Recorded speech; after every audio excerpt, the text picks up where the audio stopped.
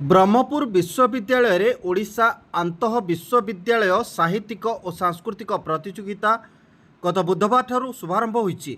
ए महोत्सव में ओडिशार 17टी विश्वविद्यालय 503 जन छात्र छात्री प्रतिनिधित्व करछन्ति। गुरुवार अनुष्ठित कार्यक्रम में ब्रह्मपुर विश्वविद्यालय कुलपति प्रोफेसर गीतांजलि दास जोग देथिबा बेले सम्मानित अतिथि भावे निष्ठ विश्वविद्यालय कुलपति प्रोफेसर प्रियदर्शिनी पात्र, ब्रह्मपुर बड़ medical अवसरप्राप्त doctor professor Narayan Mishra, कुलसचिव सचिदानंद नायक प्रमुख उपस्थित रही। विभिन्न प्रतियोगितार प्रतिभावान छात्र छात्री विचारक मंडली गहन में निज निजर दक्षता प्रदर्शन करछन्ति। संध्यार आयोजित होता सांस्कृतिक कार्यक्रम में विभिन्न विद्यालयर प्रतिनिधित्व करुवा छात्र छात्री माने रंगारंग कार्यक्रम परिवेषण करथिले। एही अवसर में सांबादिकता और गण जोगाजोग विभाग द्वारा प्रस्तुत ओडिया और इंग्राजी पत्रिका उन्मोचित होइतिला।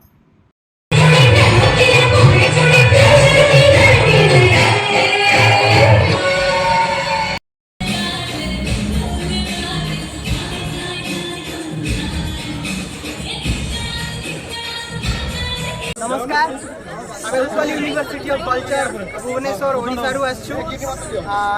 एई जगह रे आम university professor Prasanna sir professor थिले, जहाँकि आम यूनिवर्सिटी रे बीसी अछंती। बहुत खुशी लगुची तांको निज जगह को आसी आउ बहुत एंजॉय कलु, बहुत खुशी लागिला। तांको सहित आम दोल यात्रार राधा गोविंद को सांगरे धरी बहुत खुशी लगुची, बहुत आनंद लगुची। धन्यवाद।